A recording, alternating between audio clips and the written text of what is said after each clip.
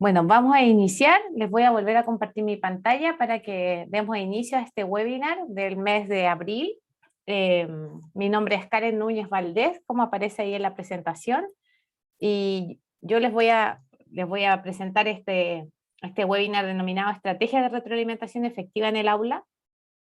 Este es un tema bien trascendente hoy día en términos de evaluación y por eso lo hemos escogido para tratarlo en este webinar. Yo soy originalmente profesora de historia, así que si hay algún profesor de historia por ahí. Y posteriormente me especialicé en evaluación educativa y realicé mi doctorado en política y gestión educativa, siempre con un foco desde la evaluación, ¿ya?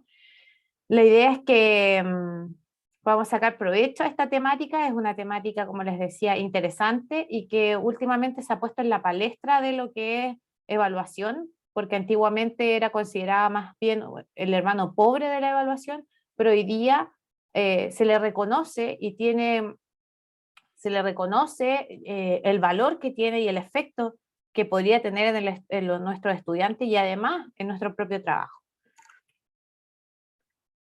Y de ahí que hayamos escogido este tema para tratarlo en el webinar, hay dos citas ahí que he querido colocar para ir contextualizando un poco de por qué planteamos este tema como un tema a considerar.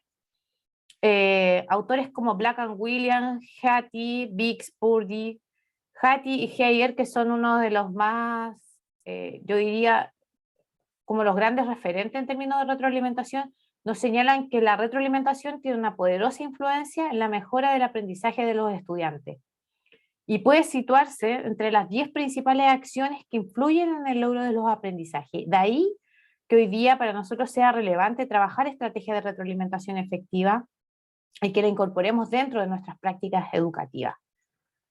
La estructura de este webinar es la siguiente. Vamos a hacer una breve introducción, vamos a hacer una conceptualización de lo que es una retroalimentación efectiva, vamos a hablar sobre los tipos de retroalimentación, vamos a hacer una actividad de análisis, donde vamos a revisar una retroalimentación realizada por un profesor real, donde vamos a poder colocar en juego la experticia que hemos ido ganando en el transcurso de esta tarde.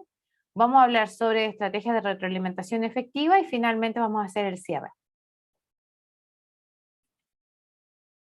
¿Qué es lo que espero que logremos al finalizar esta tarde? Es desarrollar alguna estrategia de retroalimentación efectiva que permitan a los estudiantes acercarse a las metas propuestas de aprendizaje. Básicamente que nosotros como profesores podamos desarrollar esta estrategia que podríamos ir incorporando en nuestra práctica diaria para que nuestros estudiantes puedan mejorar en el futuro.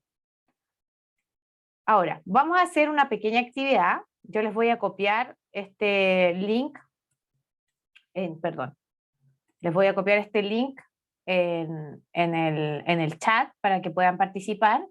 Y es una pregunta que espero de inicio, ¿verdad?, a las discusiones que podamos tener con respecto a retroalimentación. Aquí les voy a copiar en el chat para que puedan ingresar a Mentimeter.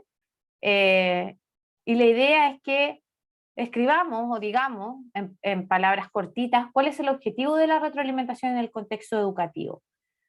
¿Cuáles consideran ustedes que es el objetivo de la retroalimentación en el contexto educativo? Si alguien quiere hacerlo desde su celular, también lo puede hacer y puede escanear el código QR.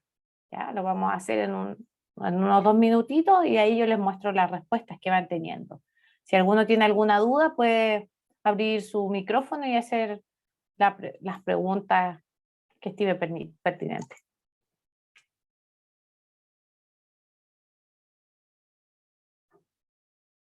¿Cuál es el objetivo de la retroalimentación en el contexto educativo? El concepto de retroalimentación, les pongo en el contexto educativo porque el concepto de retroalimentación no solo es inherente a la educación, sino que surge en el área de la ingeniería y también se utiliza en el área de la salud. Entonces, es relevante también conocer que no es exclusivo, no es un término exclusivo nuestro, sino que tiene otras acepciones en otras áreas. Voy a dejar de compartirle mi pantalla, voy a mirar cómo va vuestra participación. Van apareciendo ahí las respuestas. Ahí se están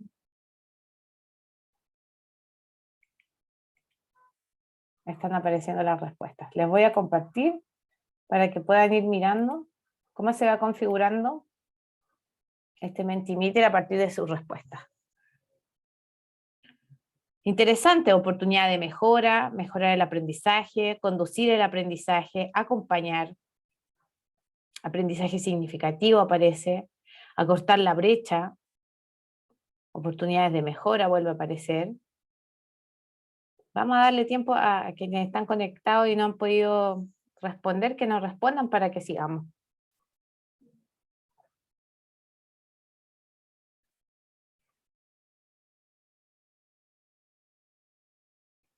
Voy a tomar un pantallazo a esto para que lo visualicemos lo comencemos a ver acá en la presentación.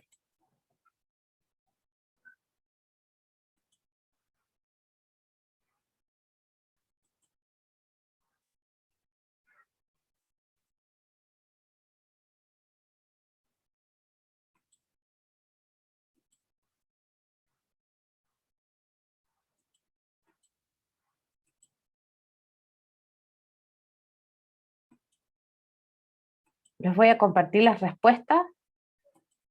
Acá tenemos las respuestas que ustedes hicieron en el Mentimeter. Y efectivamente han acertado en lo que han señalado.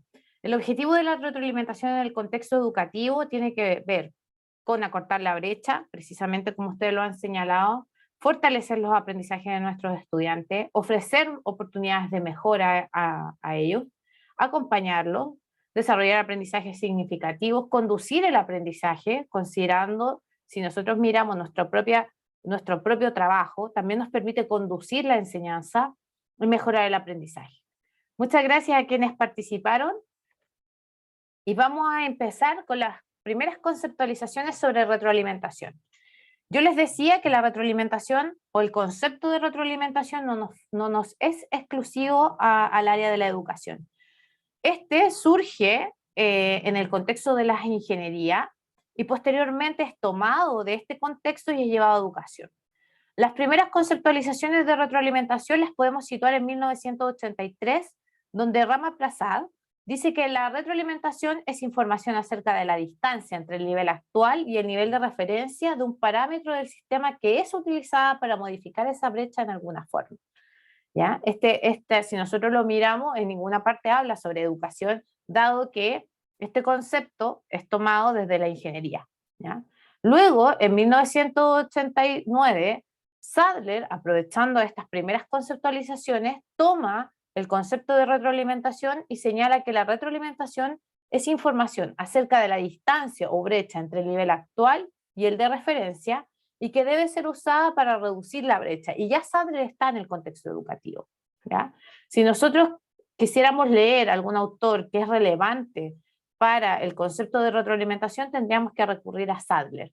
Sadler tiene la capacidad o ha logrado conceptualizar la retroalimentación desde señalando cuál es el objetivo, pero también señalando qué es lo que deberíamos ir haciendo, y más adelante lo vamos a revisar. ¿Qué sucede con los estudiantes y la retroalimentación? Se han realizado varios estudios para determinar cuál es el impacto de la retroalimentación en nuestros estudiantes. En la década del 2000 hay varios estudios que aparecen y que nos dan las luces sobre cuál es la importancia de la retroalimentación en el contexto de la sala de clases y del aprendizaje de nuestros estudiantes. Yorke, el 2003, dice: los estudiantes están a menudo insatisfechos con la retroalimentación que reciben en términos de que les falta un asesoramiento específico para mejorar. En el estudio de Yorke se llega a la conclusión de que la retroalimentación que los profesores estábamos dando en ese periodo no era lo suficientemente buena para que nuestros estudiantes lograran mejorar. Y ellos mismos, desde sus propias voces, lo colocaban de manifiesto. Chanok, el año 2000, dice: los estudiantes consideran que la retroalimentación es difícil de interpretar. O sea, aquí estamos viendo una tendencia que se da en los principios de los 2000, cuando los estudiantes no saben para qué es la retroalimentación, no saben qué están recibiendo de retroalimentación. En un estudio de James, el año 2000, nos señala que la retroalimentación para los estudiantes no solo es difícil de comprender, sino que en ocasiones reciben a partir de ella un impacto potencialmente negativo en su autopercepción y confianza.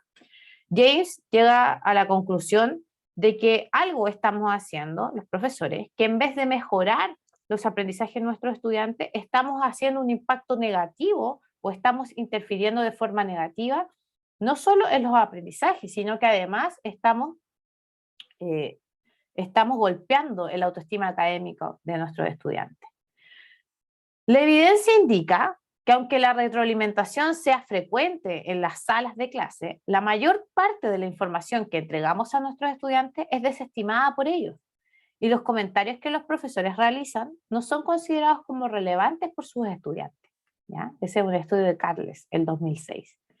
El año 2006 y el 2007, Goldstein y Nuttall señalan que los profesores encuentran en su retroalimentación mucho más valiosa que lo que opinan realmente sus estudiantes acerca de ella, quienes señalan que la retroalimentación recibida es confusa y no los orienta sobre cómo mejorar su desempeño.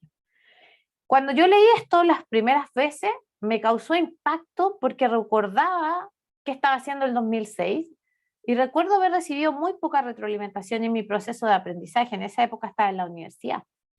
Y efectivamente puede ser que, tal como lo dicen estos autores, recibíamos algunas explicaciones de los profesores, pero no entendíamos para qué nos podría servir esta, ¿ya? Yo espero que ustedes también puedan evocar qué estaban haciendo en el 2006, si eran profesores o si eran estudiantes, y cómo percibían en ese periodo la retroalimentación. La evidencia nos deja de manifiesto que había un problema, o que quizás aún sigue existiendo, entre lo que hacemos los profesores y que reconocemos como retroalimentación y cuál es el impacto que tienen nuestros estudiantes. Y aquí surge el problema. ¿Cuál es el problema? ¿Qué ocurre? Si alguien tiene alguna idea o quisiera compartir en el chat, bienvenido, yo lo voy leyendo. Si ya sabemos que la retroalimentación es información que entregamos a nuestros estudiantes sobre la brecha que tienen entre el resultado que han conseguido y el que deberían obtener, y les estamos entregando información sobre cómo disminuir esa brecha, ¿cuál sería el problema en nuestra retroalimentación? ¿Alguien se la juega por decir algo? Ahí alguien se la jugó en el chat. A veces la PAME nos dice, a veces se usan términos muy técnicos o lenguaje poco claro. Muy bien, PAME. Yo creo que ahí has dado en el clavo. En ocasiones, por querer hacer bien lo que nosotros como profesores consideramos que es valioso, puede ser muy técnico y en ocasiones podemos dar información que es poco clara para nuestros estudiantes.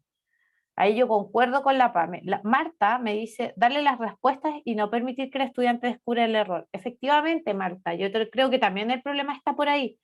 En muchas ocasiones, dada la premura, dada la cantidad de estudiantes que tenemos en la sala de clase, a veces damos las respuestas, efectivamente. Y descubrir el error, no dejamos que nuestros estudiantes descubran el error. Muy bien, muchas gracias, Marta. Si alguien más quisiera compartir en el chat, bienvenido sea. La Priscila nos dice que debe ser grupal e individual. Efectivamente, nosotros podemos hacer, y más adelante los vamos a revisar, podemos hacer retroalimentaciones individuales o grupales, o podemos hacer ambas, ¿ya?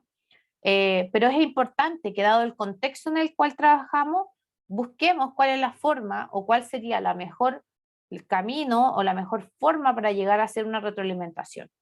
Y aquí, Clairet, espero haberlo dicho bien, dice que darnos solo las oportunidades de mejora. Efectivamente, la retroalimentación va más allá de las oportunidades de mejora, sino que también tiene que ver con dar la oportunidad a nuestros estudiantes de desarrollar, por ejemplo, procesos metacognitivos que les permitan reconocer sus propios errores. Gladys nos comparte, dice, a veces son muy débiles por parte de los docentes. Efectivamente, la retroalimentación, si ustedes miran, por ejemplo, la evaluación docente, podemos darnos cuenta que la dimensión que mayoritariamente sale descendida todos los años es evaluación, y dentro de evaluación está la retroalimentación. Por lo tanto, al parecer, hacemos retroalimentaciones muy débiles, efectivamente. Ahora, hay un concepto que aparece y que se denomina retroalimentación efectiva, y vendría a ser, para muchos autores, el elemento que podría permitir que esta retroalimentación que ya hemos revisado, que hemos visto cómo la miran los estudiantes, pueda ser efectiva y pueda llevarnos realmente a tomar un camino de mejora y de oportunidad para los estudiantes. Foster, el año 2017, conceptualiza la retroalimentación efectiva de la siguiente forma. Es la información comunicada al estudiante con la intención de modificar su pensamiento a fin de mejorar el aprendizaje. Ella cierra la brecha entre el nivel actual de los estudiantes y la meta de aprendizaje deseada. Si nosotros miramos esta conceptualización, va un poquito más allá de lo que ya hemos venido revisando, porque lo que nos propone Foster es finalmente que tenemos que a partir de la retroalimentación modificar el cómo piensa nuestro estudiante. ¿Y cuál es su utilidad? La utilidad es que orienta a los estudiantes sobre el aprendizaje que han logrado y las brechas que podrían tener en su aprendizaje y entrega oportunidades de mejora para que se remodele el desempeño evidenciado, permitiendo mejorar los resultados de aprendizaje de un curso o aprendizaje esperado, ¿ya? Priscila nos comparte en el chat, dice, también es una instancia de autoevaluación del profesor para mejorar sus prácticas de aula y de evaluación formativa. Efectivamente, la retroalimentación no solo le sirve a nuestros estudiantes, sino que nos permite a nosotros revisar nuestros procesos de enseñanza. ¿Cómo hemos enseñado algo? ¿Qué palabras hemos utilizado? ¿Todos entendieron lo que estábamos queriendo transmitir? ¿Ya? Por eso la retroalimentación debe ser considerada una instancia también de mejora para nosotros los profesores. Ahora, Sadler dice que hay componentes esenciales de la retroalimentación efectiva, o sea, sigla, y la Carla Foster es de la UC, de la Católica de Santiago, y tiene un libro muy bueno sobre evaluación que se llama El poder de la evaluación en el aula, y yo diría que es uno de los textos más vigentes que hay con respecto a lo último grande referente en términos de retroalimentación y de evaluación.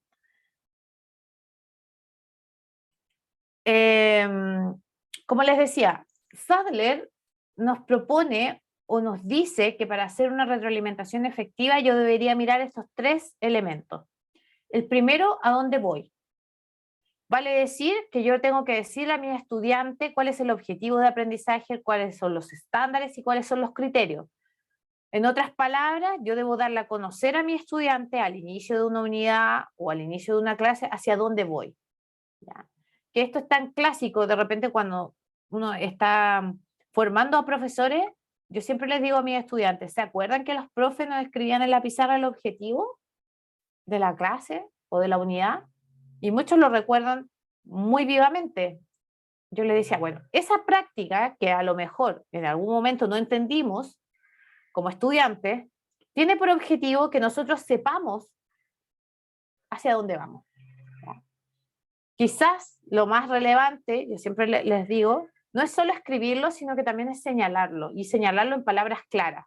En esta clase vamos a aprender esto, vamos a poder hacer esto otro, o en esta unidad, al finalizar la unidad, nosotros seremos capaces de hacer esto, ¿ya? Para Sadler es fundamental que nosotros tengamos claro hacia dónde vamos. No solo nosotros como profesores, sino que también nuestros estudiantes.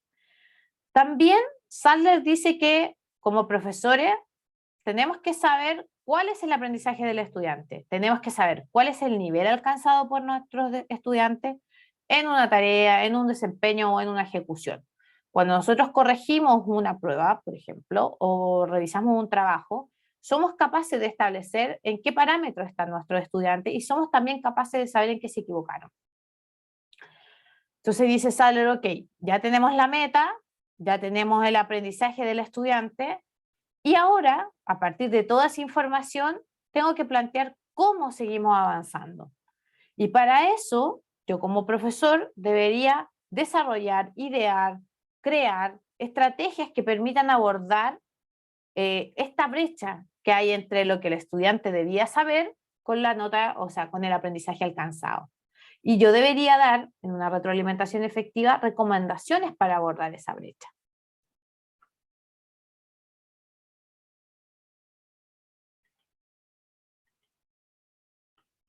Ahora, ya teniendo claro estos elementos, también tenemos que saber que para que una retroalimentación sea efectiva debe tener ciertas características. No es llegar y entregar la evaluación, revisar cuáles son las buenas y las malas, ¿verdad? Y decir, bueno, no sé, el 50% del curso se equivocó en la pregunta 1 porque la respuesta correcta era esta. No es suficiente solamente señalar eso. Según las diferentes investigaciones que se han realizado, las características de una retroalimentación efectiva se podrían dejar en 5 grandes características. La primera es que sea positiva. ¿Y qué significa esto? Resaltar los aprendizajes o avances logrados por nuestros estudiantes. O sea, decirle, mira, obtuviste, recordemos que la nota normalmente invisibiliza los comentarios que nosotros podríamos hacer a los estudiantes y dado las características de nuestro sistema escolar, la nota es muy importante. Pero cuando nosotros realicemos una retroalimentación deberíamos resaltar primero los logros. Mira, hiciste bien esto otro, hiciste un análisis aquí, etc. Debe ser confidencial. Cuando hablamos de confidencialidad, no está pensado en el secretismo. Está pensado, por ejemplo, que cuando nosotros hacemos una retroalimentación general, no demos los nombres de quienes se equivocaron, ni demos luces de quiénes fueron los estudiantes, ¿verdad?, que presentaron tal o cual error. Si yo quisiera hacer una retroalimentación personalizada, ahí aplica la confidencialidad en el 1 a 1. Cuando yo la hago en términos generales, la confidencialidad está pensada en que nosotros no demos los nombres de quienes se equivocaron o de quienes presentaron mayores errores dentro de la evaluación que hicimos. Debe ser orientadora. ¿Y a qué se refiere con que debe ser orientadora? Es que debo ofrecer alternativas para mejorar las deficiencias encontradas.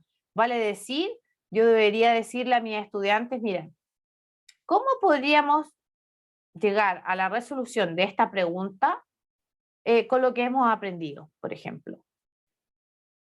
Y ahí yo podría establecer, ¿verdad? U orientar hacia dónde podríamos, o cuáles serían las mejores decisiones para desarrollar la tarea de forma efectiva. El cuarto elemento es que sea oportuna.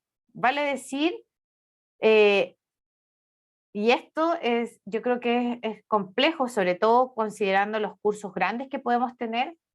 La retroalimentación debería darse tan inmediatamente como termina una actividad evaluativa. Por ejemplo, yo realizo una evaluación y debería darla en un plazo de 2 semanas aproximadamente, para jugármela por un tiempo, ¿ya?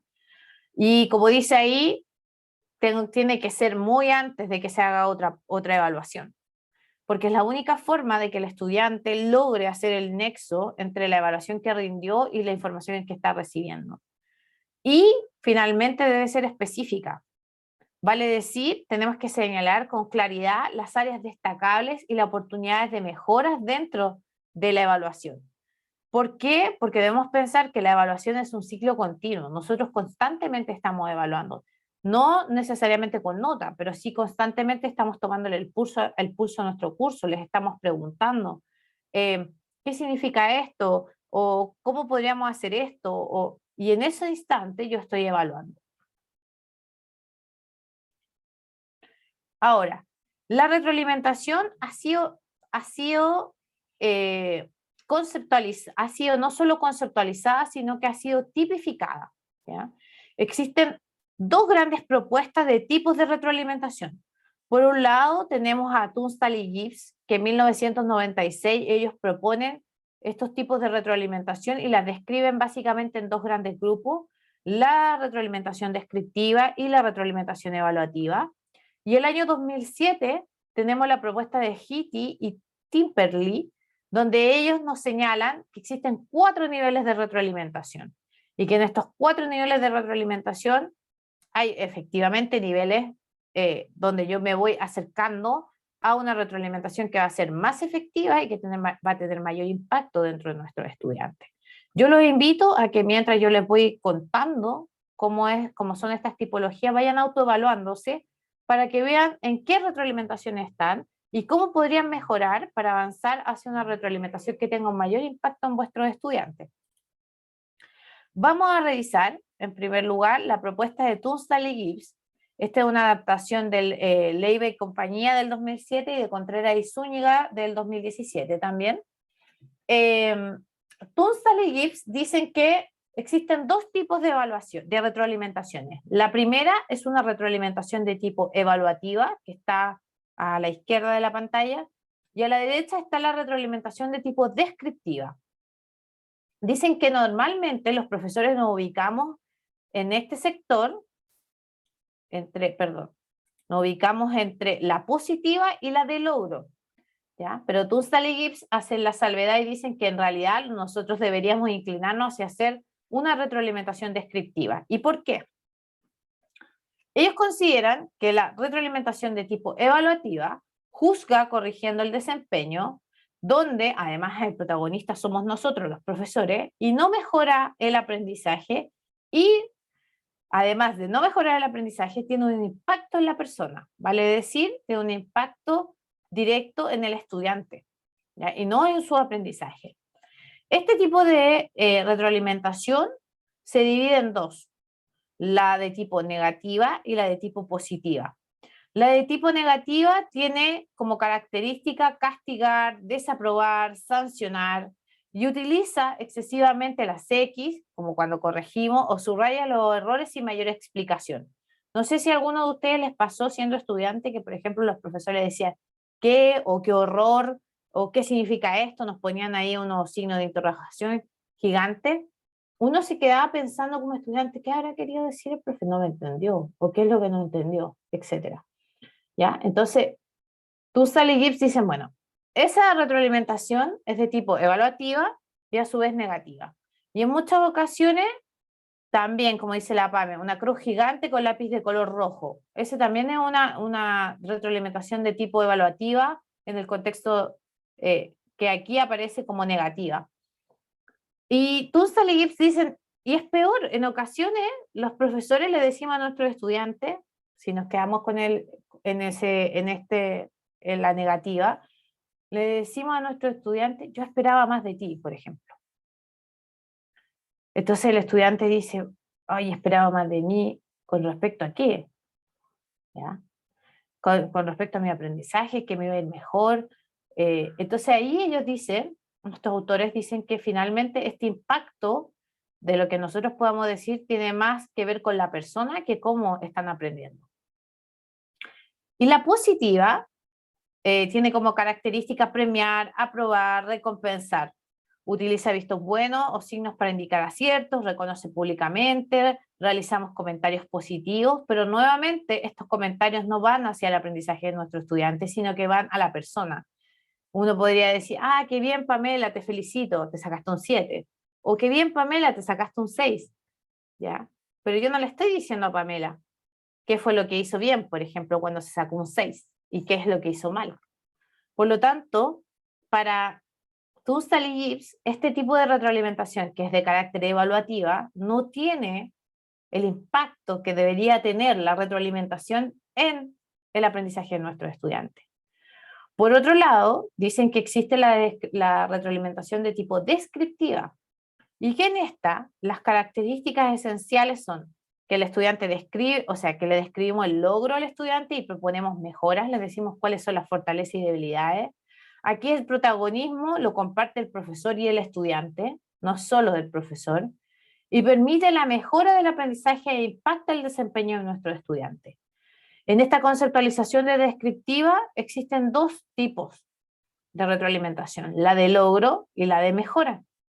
En la de logro, describimos el logro, especificamos los aprendizajes que se alcanzaron o no se alcanzaron, y la retroalimentación es considerada parte del ciclo de la evaluación. Detallamos los aspectos exitosos y las oportunidades de mejora. ¿Ya? Tunstall y Gibbs dice que los profesores nos acercamos bastante a la de logro. ¿Ya? Solemos hacer entre retroalimentación positiva y de logro. ¿Ya?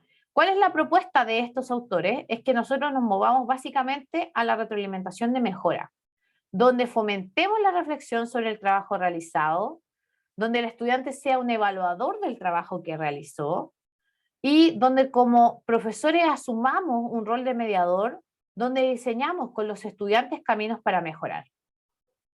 ¿Y cómo diseñamos estos caminos? Fijando estrategias de mejora, fijándonos plazos, fijándonos metas y cómo vamos a irlo siguiendo, ¿ya? Por lo tanto, es importante para nosotros los profesores que diagnostiquemos cuál es el tipo de retroalimentación que estamos haciendo. Quizás nos estamos quedando en la evaluativa y en ocasiones hacemos, por ejemplo, de logro.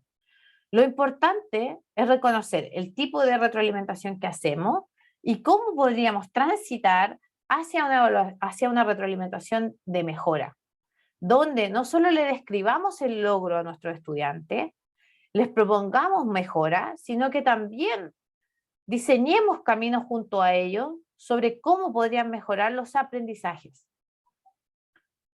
Esta propuesta de Tunstall y Gibbs va a ser retomada, va a ser retrabajada por Hitti y Timperley el año 2007, casi 10 años después. Y ellos nos dicen que existen 4 niveles. Si nosotros miramos, tienen mucha correlación con la propuesta anterior.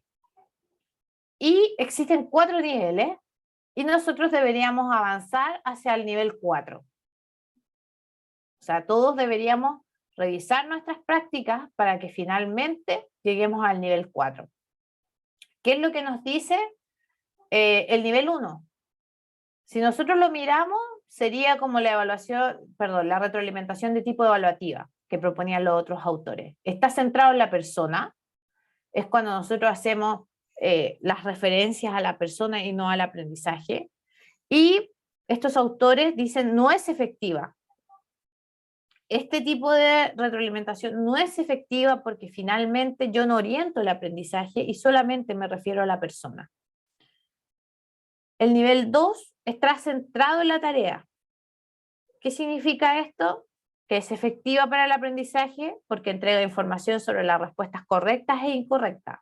¿Qué es lo que hacemos todos finalmente? Cuando revisamos un trabajo, nosotros colocamos las respuestas correctas o incorrectas con una cruz o con un visto bueno, por ejemplo.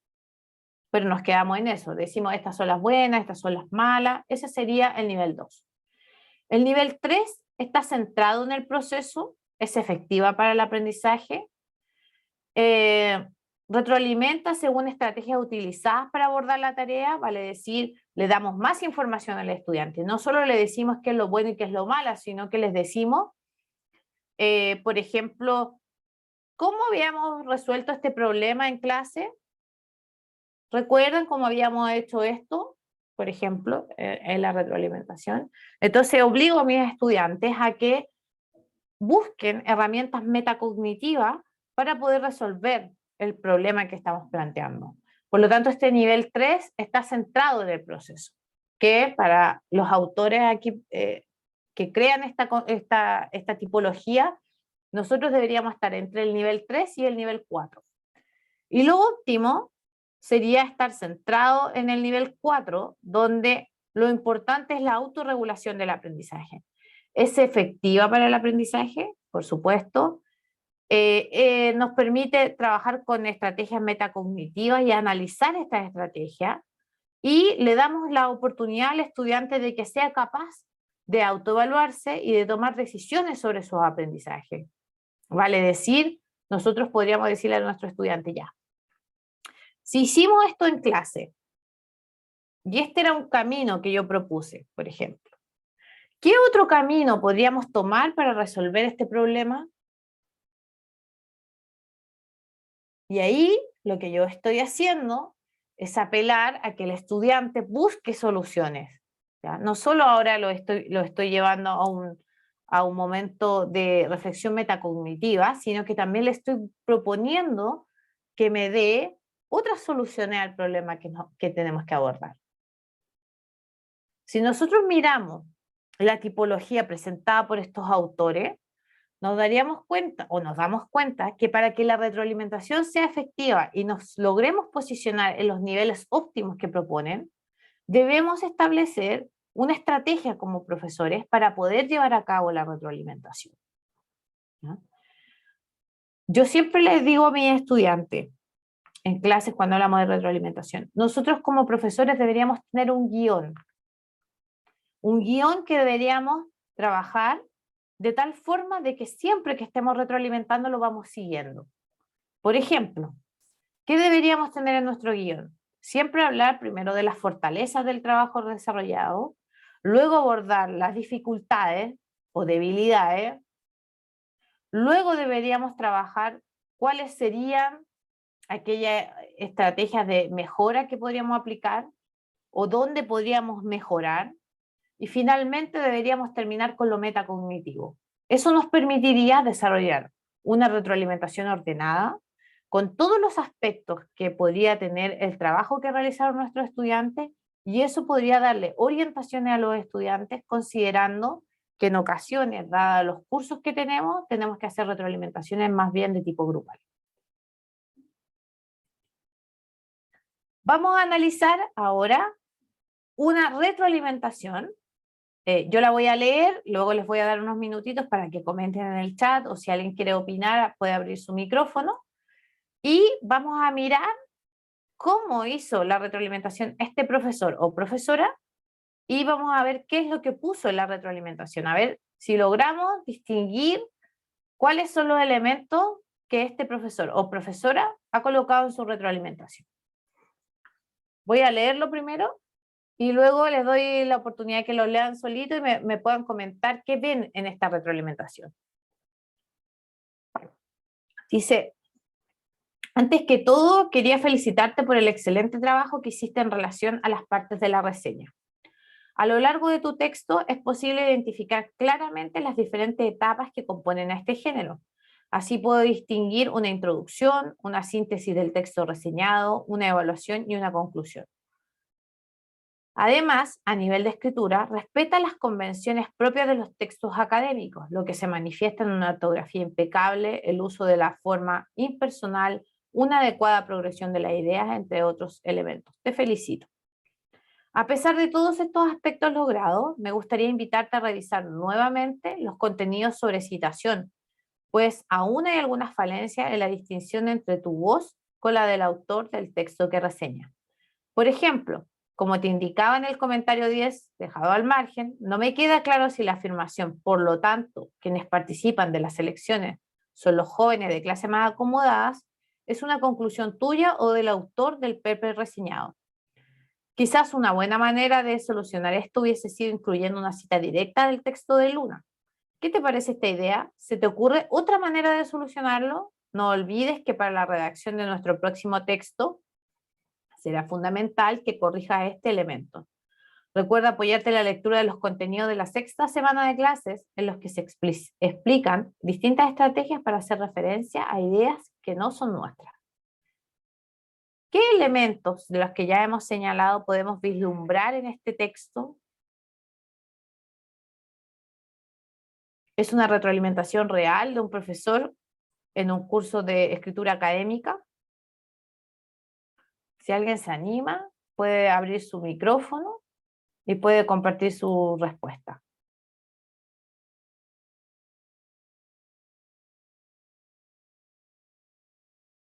¿Nadie? Puede hacerlo también vía chat.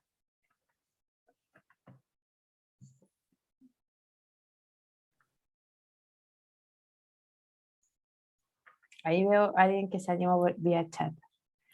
Priscila, muy bien, fortalezas y debilidades. Si nosotros miramos al principio, el profesor o profesora lo que está haciendo es decirle las fortalezas. Karen, estoy por Cuénteme. aquí. Clairet. Clairet, ahí Sí sí. lo pronunciaste bien. Ya. Se lee una retroalimentación súper completa porque inicialmente empieza con felicitándolo porque resalta la fortaleza. Y es como muy al detalle, como esto y esto está muy bien. Sin embargo, allí cuando ella hace como esa acotación, allí viene como el aspecto de mejora, como, oye, esto no me quedó como muy claro, ¿cómo lo podríamos mejorar? Y me encanta que le da opciones, como, ¿qué te parece esta idea? ¿Se te ocurre otra de solucionarlo o te anotas o te animas con esta que te estoy dando? Y al final le dice que no se olvide de incorporar estos elementos porque los va a utilizar futuramente. Entonces, si leemos este registro descriptivo, que a veces nosotros como profes en el aula es como, oye, es que largo, porque si yo tengo una matrícula alta, es como, imagínate sentarte y escribir esta retroalimentación, ahí como que nos juega un poco el tiempo, pero este es como el deber ser. Fortaleza, soy específico, luego voy dándole qué no hiciste bien en caso de que haya fallado en algo, y luego le doy opciones de cómo mejorar. Porque Correcto. qué pasaba antes, me decían como, muy bien, quedó excelente el escrito. Ah, yo asumo que está bien, pero eso no está haciendo una retroalimentación efectiva. Esto es a lo que deberíamos apostar nosotros como profes y esto ayuda muchísimo en la evaluación formativa, en donde el estudiante va a ir llevando o como va siendo consciente de su proceso de enseñanza y aprendizaje. Es lo que puedo aportar. Gracias, Clairet. Efectivamente, yo siempre los profes, y yo trabajé mucho tiempo de profesora también de aula, con 40 niños, se complejiza, perdón, hay un ruido molesto afuera, se complejiza realizar una descripción tan detallada como la que tenemos acá, pero sí, si nosotros quisiéramos avanzar, a hacer este tipo de retroalimentación, yo siempre le digo a los profesores, no hay mejor momento que hacerla en grupo, por ejemplo. O sea, o al grupo completo del curso o por grupos más pequeños, porque así yo le puedo sacar provecho. Si nosotros ahí, Priscila nos dice, presenta fortalezas y debilidades en relación con los indicadores de evaluación. Efectivamente, aquí la profesora, tal como decía Clairel, como dice Priscila, hay una orientación que tiene para dar esta retroalimentación. Y nosotros la podemos ir mirando, si la miráramos con más calma, nos podríamos ir dando cuenta. Tania me dice que es descriptiva. Efectivamente, está más bien si nosotros pensáramos en la retroalimentación o en la tipología presentada por Tunsal y Gibbs, diríamos que está más bien en el lado descriptivo y no evaluativo, ¿verdad? Que es lo que ellos proponen como, mejor, como podría ser la mejor retroalimentación que... Mira, lo que dice Priscila es muy aceptado. Ella nos dice, creo que es necesario tener una plantilla cuando se tiene varios cursos y personalizar para cada estudiante. También se puede hacer, yo creo que es viable que tengamos una plantilla, como yo les decía, es bueno que nosotros tengamos una estructura como profesores para que hagamos siempre una retroalimentación y también nos vamos, vamos colocando los focos en las cosas que son relevantes, fortaleza y debilidades, oportunidades de mejora, búsqueda de caminos de mejora, la pregunta metacognitiva, y eso va a ir haciendo que nosotros tengamos una estrategia definida y que vamos a ir aplicando y que los estudiantes también se van a ir acostumbrando a lo que nosotros hacemos. Y aquí está el desglose de la... Tania levantó la manito.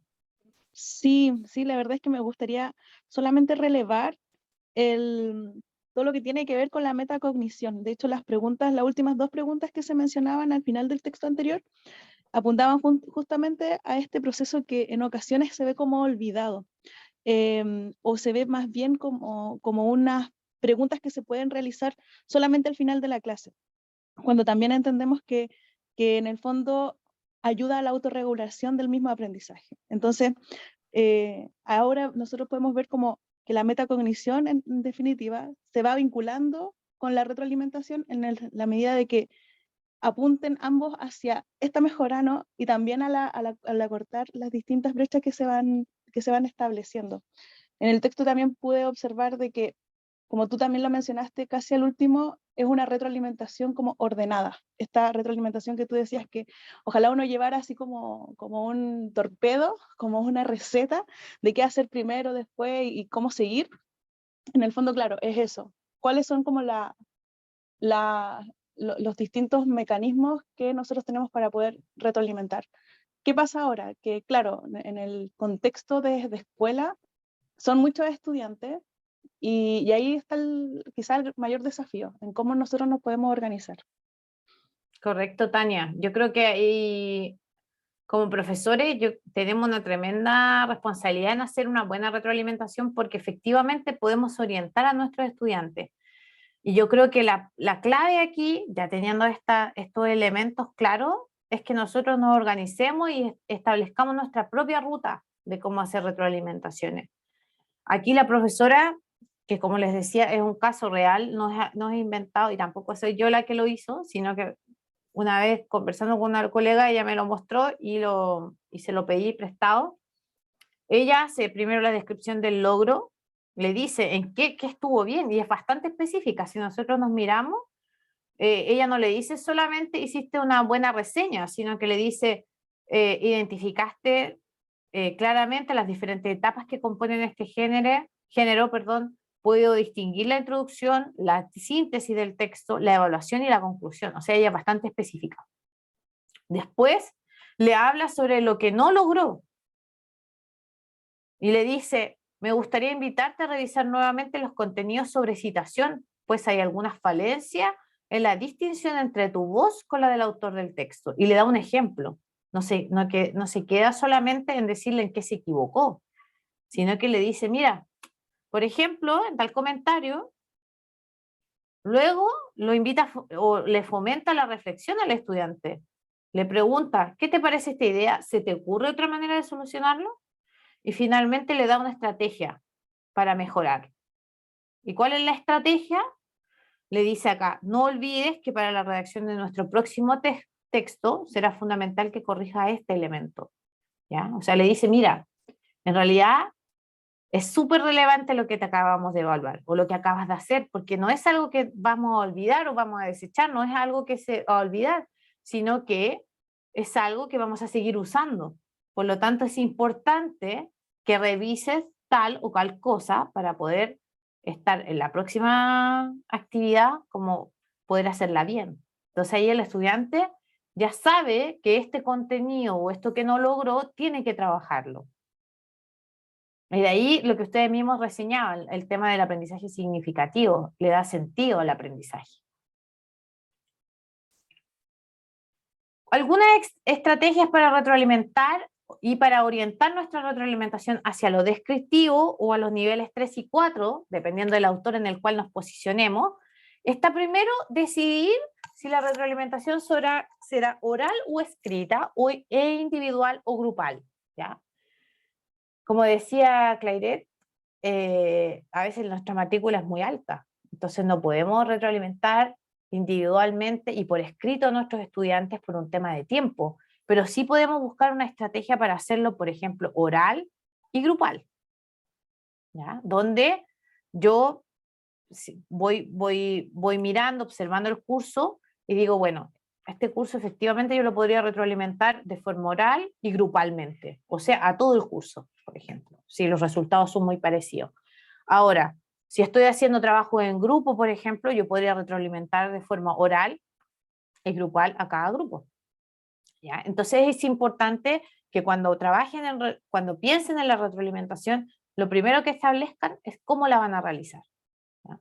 Yo no soy tanto de retroalimentaciones escritas a menos que sea, por ejemplo, un texto de escritura donde los estudiantes tengan que hacer un ensayo, por ejemplo, ahí es más fácil hacer una retroalimentación escrita.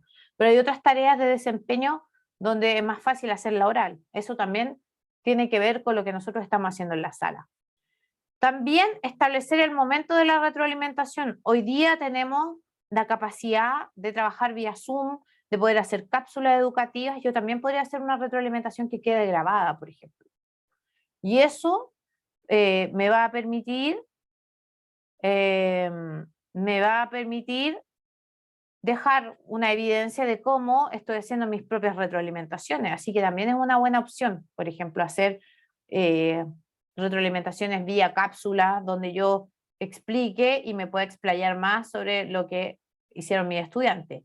Y como dice Priscila en el chat, efectivamente la rúbrica es una muy buena guía para hacer la retroalimentación. Yo podría tomar la rúbrica, por ejemplo, y desarrollar mi retroalimentación a partir de la rúbrica.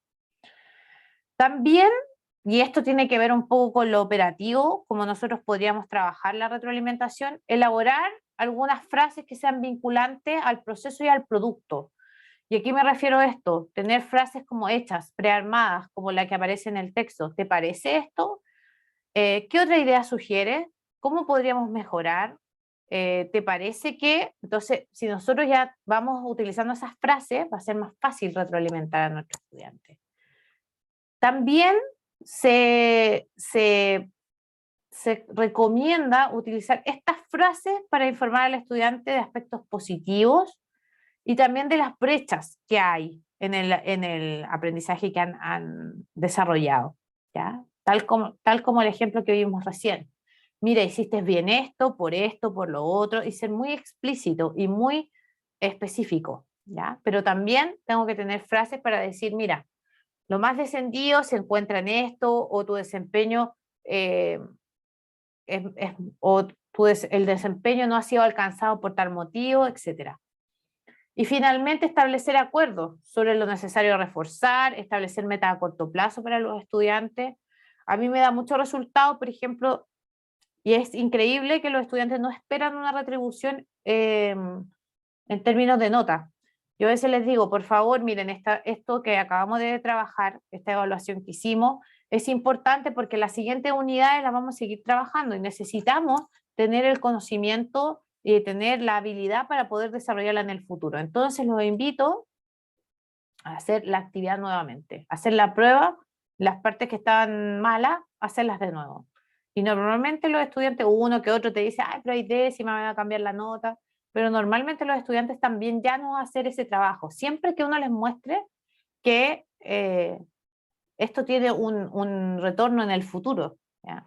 Como no es algo tan inmediato, uno le dice, no, en el futuro esto lo vamos a seguir usando, por ejemplo. Algunas frases para retroalimentar pensando en el nivel 4, ¿ya? Aquí hay 4 elementos que podríamos utilizar. ¿Te acuerdas cuando no podías hacer este tipo de ejercicio? ¿Qué hiciste para lograrlo? Entonces ahí lo obligo a mi estudiante a reflexionar. ¿Qué hizo? ¿Qué hiciste de nuevo? ¿Qué cambiaste? ¿Qué agregaste? ¿Qué dejaste de hacer? ¿Consideras que las preguntas incluidas en el instrumento servirán para responder a tu pregunta de investigación? Esto es algo basado en un trabajo de investigación que tenían que hacer los estudiantes, por ejemplo. Yo les podría decir, podríamos utilizar otro desempeño y hacer una pregunta parecida. ¿Consideras que lo que hiciste o las decisiones que tomaste son relevantes o permiten llegar al objetivo que nos hemos propuesto o al objetivo que debías cumplir? ¿Qué crees que podrías mejorar? ¿Cómo lo vas a lograr? ¿Cómo podrías mejorar esto? ¿Qué deberías utilizar? También yo le podría decir al estudiante, ¿qué pasa si consideras otra perspectiva? Si me paro acá, por ejemplo, desde el conocimiento. ¿Qué vas a lograr? ¿Qué vas a cambiar? Y aquí hay 4 estrategias que están adaptadas del libro de Foster, que yo les había mencionado, y ellas establecen varias estrategias, pero yo me quedo con estas 4. La estrategia 1, que es clarificar lo que significa un buen desempeño, porque a veces nosotros como profesores tenemos muy claro qué sería una nota excelente o qué sería algo excelente, pero a nuestros estudiantes a veces no les queda tan claro. Entonces, estrategia número 1, mostrar productos elaborados por estudiantes de periodos anteriores para que mis estudiantes de este periodo sepan lo que es un buen producto. Mostrarles un trabajo, por ejemplo. Mostrarle una maqueta si trabajo con maqueta, o mostrarle una prueba, por ejemplo. Eso me va a permitir que mi estudiante sepa, como dice Aide, es modelar. Al final yo le digo, mira, esto es lo bueno, esto no está tan bueno, también eso uno lo podría hacer. Mostrarle un trabajo muy bueno y un trabajo malo, por ejemplo, para que ellos vayan teniendo la idea de cómo se hace. Y en esa misma lógica, promover la discusión y la reflexión sobre los criterios de evaluación. ¿Ya? Porque nosotros tenemos que dar a conocer los criterios de evaluación. Yo le decía a mi estudiante antiguamente, cuando uno era más chico, uno podía no saber nunca los criterios de evaluación. Yo no me recuerdo que alguien me haya presentado en la enseñanza media, por ejemplo, los criterios de evaluación. Sabía a muy grandes rasgos lo que había que hacer, que se evaluaba la ortografía, la redacción, la introducción, pero no tenía claridad sobre los criterios. Hoy día es importante que la tengamos y que se la explicitemos a nuestros estudiantes. Estrategia número 2, facilitar el desarrollo de la autoevaluación. Vale decir, decirle a nuestros propios estudiantes, decirle, oye, ¿cuáles son las fortalezas y debilidades de tu propio trabajo? O decirle a un compañero que por ejemplo, nos intercambiemos los trabajos y que nos diga qué ve bien o qué ve mal en el trabajo. Eso también es una estrategia de coevaluación. Sí, Priscila, sería bueno mostrar trabajos de años anteriores. De hecho, los autores lo sugieren. Sadler hizo el ejercicio en la universidad donde él trabaja y le mostró un muy buen trabajo. Esto fue hace muchos años. Él comenta que él dio un trabajo a sus estudiantes y nadie llegó al logro del desempeño, nadie lo logró. Entonces se quedó pensando qué había hecho mal, él como profe. Y se da cuenta que nunca le dijo a los estudiantes cuál era el mejor estándar o cómo yo podía romper incluso el estándar. Entonces lo que él hace al semestre siguiente es mostrarle un buen trabajo. Le pide a un estudiante que le facilite el trabajo, lo dejan en anónimo, y él todos los años le mostraba a la nueva cohorte de estudiantes que era un buen desempeño. Eso sería una muy buena estrategia, ¿ya? Estrategia número 3, entregar información de alta calidad, vale decir, orientar a los estudiantes con estrategias que les permitan mejorar las dificultades detectadas, tal como lo hizo la colega en el ejemplo. Mira, ¿te parece si revisas tal cosa? Mira, en tal unidad lo vamos a ver. Sí, también Aide, es una buena idea lo que propone Aide ahí en el chat. Y finalmente, proporcionar oportunidades para cortar las brechas. Cómo reelaborar o reescribir la tarea evaluativa realizada. Lo que yo les había comentado antes. Es que funciona. Yo creo que a veces los profesores perdemos la fe en nuestros estudiantes, pero es hora de recuperarla. Yo siempre les decía a los estudiantes, miren, esto es sumamente importante que lo sepamos, más allá de la nota, porque en el transcurso del semestre vamos a seguir trabajando estos temas. Por lo tanto, es importante que sepamos lo que estamos trabajando. Y ahí uno puede reescribir, puede utilizar una hora de clases para reescribir una tarea, ¿ya? Donde uno puede ir resolviendo dudas, puede ir haciendo la retroalimentación en el instante también. Entonces, eso nos va a permitir que nuestros estudiantes sepan hacia dónde van. Bueno, y a modo de cierre, y espero que esto haya sido, estamos en el tiempo, haya sido una pincelada sobre retroalimentación que les permita pensar cómo van a ser las retroalimentaciones futuras, ¿ya? Lo primero que no debemos olvidar, la retroalimentación tiene una gran influencia en el aprendizaje de los estudiantes. Que nosotros realicemos la retroalimentación puede tener un tremendo impacto en ellos y en su desempeño futuro. Por lo tanto, y como aparece en el punto número 2, la retroalimentación debe ser parte de nuestra planificación. Vale decir, yo tengo una evaluación y debería calcular cuánto me voy a demorar en revisar y luego planificar una clase que sea por lo menos unos 45 minutos de retroalimentación, ¿ya? Donde los estudiantes tengan la oportunidad de mirar su prueba, de mirar los criterios de evaluación e ir mirando cuáles son las fortalezas y debilidades donde nosotros podamos entregarles esta información. El punto número 3 dice, debemos tender hacia una retroalimentación de tipo descriptiva, como nos planteaba Tunstall y Gibbs, o como nos planteaba Hattie Timperley. Tenemos que irnos hacia la 3 o 4. Tenemos que tratar de trabajar nuestra habilidad de retroalimentar de tal modo que nos acerquemos más a la retroalimentación de tipo descriptiva.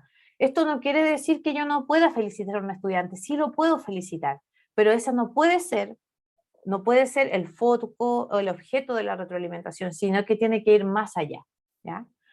Y finalmente, podemos utilizar estrategias para realizar una retroalimentación efectiva, como las que yo les he presentado, tener un guión, pensar este guión desde las fortalezas, de las debilidades, cuáles son las oportunidades de mejora, cómo yo podría trabajar el aspecto metacognitivo desde la retroalimentación, ¿ya?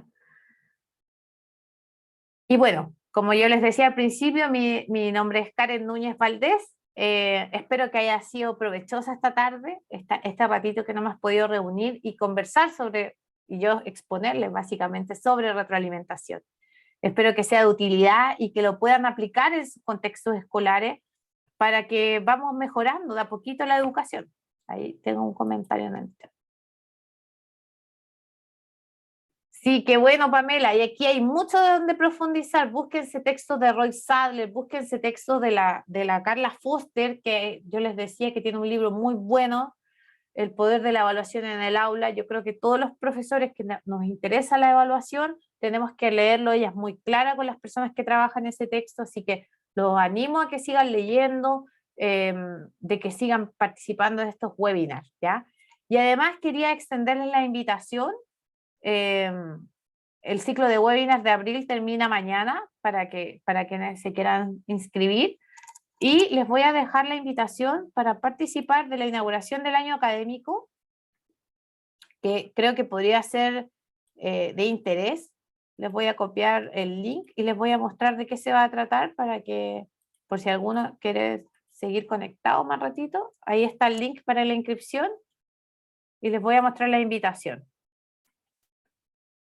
Se las voy a leer por si se interesan. Dice: la Facultad de Educación de la Universidad de las Américas los invita a participar de la actividad del inicio del año académico 2022, realizando un conversatorio en torno a las trayectorias como docentes de 3 exitosos profesores ganadores del Global Teacher Prize Chile. La instancia busca ser un espacio que permita conocer historias, motivación y metodologías de trabajo que los han llevado a lograr este reconocimiento. La charla será hoy día a las 5:30 de la tarde, en una horita más, así que quienes estén interesados pueden registrarse en el link que les dejé ahí en el chat. Priscila, ¿dónde retrocedo?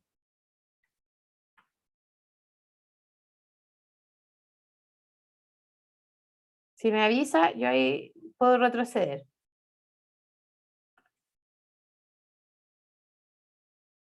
Cleiret, ¿de dónde eres tú? ¿De dónde nos acompaña? Hola, yo me conecté al final porque se me había olvidado. Aquí estoy con mi hija que está cateteando. Yo te los acompaño desde Rancagua. Desde Rancagua, mira, qué emoción tener a alguien de Rancagua. Yo soy de allá, pero vivo acá en Viña.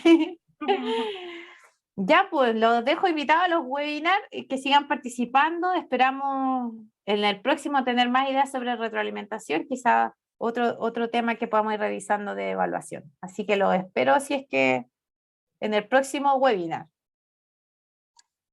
Que tengan una excelente tarde.